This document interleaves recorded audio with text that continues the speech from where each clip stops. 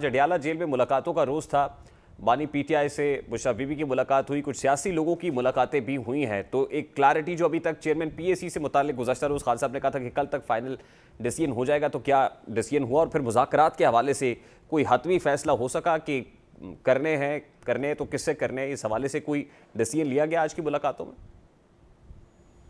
जी अस्सलाम वालेकुम। सबसे पहले तो रेहान साहब, जी मैं तो इस टॉपिक पे ज़्यादा बात नहीं कर सकती, क्योंकि ना ही मैं कोर कमेटी का हिस्सा हूँ, ना ही मैं उन लोगों में मौजूद थी जो खान साहब से मिलने गए। और तीसरी, मैं तो इस्लामाबाद हाई कोर्ट में मौजूद थी जहाँ पे साइफर केस की अपील चल रही है, मैं वहीं से होती हुई आ रही हूँ। तो मुझे इस वक्त तक तो मेरे पास कोई अपडेट नहीं है कि क्या गुफ्तगू हुई है। हाँ, कल तक जहाँ तक मुझे पता था, क्योंकि कल भी कुछ लोगों की मुलाकात हुई थी खान साहब से, तो उन्होंने पीएसी पे यही कहा था कि उस पर अभी बातचीत चल रही है और उन्होंने कोई हतमी फैसला अभी तक नहीं किया है। आज के हवाले से कहा था कि आज बताएंगे कि हतमी तौर पर क्या फैसला हुआ है कि चेयरमैन पीएसी कौन होगा। और गुज़श्ता रात अली अमीन गंडापुर की मुलाकात भी खान साहब से अडियाला जेल में हुई है। ये मुलाकात भी खासी डिसाइसिव थी। तो कोई कंसेंसस हुआ कि इस्टेब्लिशमेंट के साथ मुज़ाकरात होने हैं, नहीं होने होंगे? तो क्या टीओआर्स कौन डिसाइड करेगा, मैंडेट किसके पास होगा? ये बातें डिसाइड हुई हैं या अभी this is still hanging in the air? Rehan साहब, nothing is hanging in the air. आप लोग लटकाना चाह रहे हैं एक चीज़ को जो है ही नहीं। आपको खान साहब का कल वाज़े बयान आया था अडियाला से, और वहाँ पे रिपोर्टर से भी उन्होंने ख़ुद जब मुखातिब हुए तो उन्होंने यही कहा कि मैं इस्टेब्लिशमेंट से कोई डील नहीं करना चाहता हूँ और ना ही मैं उनसे कोई बात कर रहा हूँ। अगर मैंने उनसे बात करनी होती तो मैं पहले ही कर लेता। अब जब मेरे लोगों के घर तबाह और बर्बाद हो गए, मेरे जमात के लोग जेलों में बंद हैं, तो अब मैं क्या बात करूँगा? तो उन्होंने बड़ा वाज़े पैगाम दिया है कि वो इस्टेब्लिशमेंट से टॉक्स में नहीं है, ना जाना चाहते हैं, ना वो कोई दावत दे रहे हैं। वो एक असूली मौक़िफ़ पर खड़े हैं। और वो उन्होंने ये भी कहा, आपको पता है 2 दिन पहले उनका बयान आया था कि 9 महीने तो क्या, उनको 9 साल भी गुजारने पड़े पाबंद सलासल, तो वो तैयार है, मगर वो अपनी आवाम का सौदा नहीं करेंगे। मगर फिर ये 3 रुकनी कमेटी किस लिए है जो खान साहब ने बनाई है? नहीं, ये कोई कमेटी नहीं बनाई। ये कमेटी 1.5 साल पहले बनी थी, और मैं बता दूं, और तब मुज़ाकरात के लिए बनी थी। और तब किस नुक्ते पे मुज़ाकरात के लिए बनी थी? बर वक्त इलेक्शंस के लिए।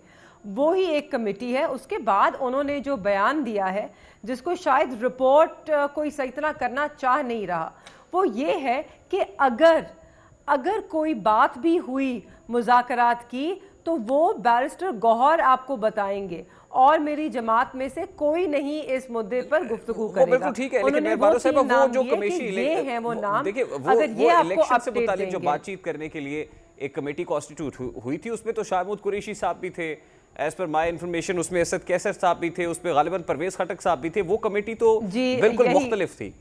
ये कमेटी जो अभी सामने आई है, इसमें अली अमीन गंडापुर का नाम है, उमर अयूब का नाम है, और इसमें जो है वो शिबली फराज का नाम है। तो ये कमेटी तो फ़र्क नहीं है।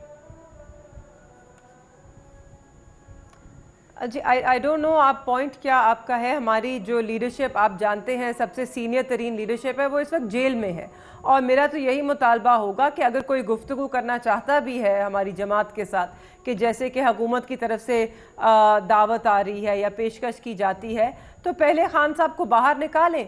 खान साहब ही हैं जिनके पास वो मैंडेट है हमारी सबकी तरफ से कि वो गुफ्तगू या मुज़ाकरात कर सकें। तो वो जेल से बाहर आएंगे तो हर किसी से मुज़ाकरात होंगे, हर किसी से गुफ्तगू होएगी, हर जमात से होएगी, जो गुफ्तगू करना चाहते हैं। जो खबर रिपोर्ट हुई, खान साहब का बाहर आना जरूरी है। 190 मिलियन पाउंड केस में समाअत के मौके पर सहाफियों से गुफ्तगू हुई खान साहब की। उसमें जो खबर रिपोर्ट हुई उसके मुताबिक खान साहब ने ये मैंडेट इन 3 लोगों को दिया है कि वो इस्टेब्लिशमेंट से बात करेंगे। तो क्या ये खबर, ये इसको मिस रिपोर्टिंग कहेंगे, गलत खबर सामने आई? ये 3 आपकी खबर गलत है ना। आप जान, I think you're insistent on a topic that I've already answered. انہوں نے جو 3 نام لیے ہیں انہوں نے یہ نہیں کہا کہ یہ کمیٹی ہے, انہوں نے کہا ہے اگر کبھی کوئی گفتگو ہوئی تو یہ 3 لوگ ہیں جن کے ذریعے ہو سکتی ہے اور یہ آپ کو اپڈیٹ کریں گے, مگر ابھی تک کوئی گفتگو نہیں ہو رہی, نہ ہی ہم کسی کے ساتھ مذاکرات میں ہیں. اور وہ انہوں نے اس لیے کیا ہے کہ جماعت میں ہر دوسرا بندہ اٹھ کے اپنا اس کے اوپر تبصرہ نہ دے کہ ہمیں مذاکرات کرنے چاہیے ہیں یا نہیں کرنے چاہیے یا کس سے کرنے چاہیے ہیں. دیکھیں جن 3 لوگوں کا نام انہوں نے دیا کہ چلیں کسی بھی سٹیج پہ مذاکرات ہوں گے, اگر ہوں گے تو یہ ہوں گے, تو جن 3 لوگوں کا نام لیا مہربانو صاحبہ, اس میں شبلی فراز صاحب تو پہلے ہی اپنا مائنڈ بتا چکے ہیں کہ مذاکرات اگر ہوں گے تو اسٹیبلشمنٹ سے ہوں گے. نہیں جی, انہوں نے یہ نہیں کہا ہے. آپ you want to just go on and on about this, we can go on about this for as long as you like. مگر انہوں نے شبلی فراز صاحب کا نام بالکل لیا. شبلی فراز صاحب نے یہ بات کی کہ اس وقت اگر تو ہم نے بات بھی کرنی ہوتی تو ہم کس سے کرتے, ہمیں اسٹیبلشمنٹ سے کرنی پڑتی, کیونکہ اختیار تو انہی کے پاس ہے, حکومت کے پاس تو اس وقت انفارچونیٹلی کوئی اختیار ہی نہیں ہے. تو آپ اگر گفتگو مذاکرات کرنے جاتے ہیں تو آپ اسی سے کرتے ہیں جس کے پاس ساری طاقت ہے, رائٹ. تو اس کو تو ہمیں تسلیم کرنا ہوگا. مگر جس نقطے پہ آپ کو فوکس کرنا چاہیے اور آپ نہیں کر رہے وہ یہ ہے کہ انہوں نے کہا اس کے TORs کیا ہوں گے. کیا ہم نے مذاکرات اس بنا پر کرنے ہیں کہ ہمارے کیسز ختم کر دیں, خان صاحب کو باہر نکالیں, ہمارے لوگوں کو چھوڑ دیں؟ نہیں, مذاکرات ہم نے کرنے ہیں کہ ہم اس ملک میں کیسا نظام چاہتے ہیں. کیا ہم چاہتے ہیں کہ پاکستان ایک جمہوری نظام کے تحت چلے؟ کیا ہم چاہتے ہیں کہ پاکستان میں ہر کوئی آئین کے تابع ہو؟ کیا ہم چاہتے ہیں کہ جو آئینی حدود ہے اس کے اندر رہ کے ہر محکمہ ہر ادارہ اپنا کام کرے؟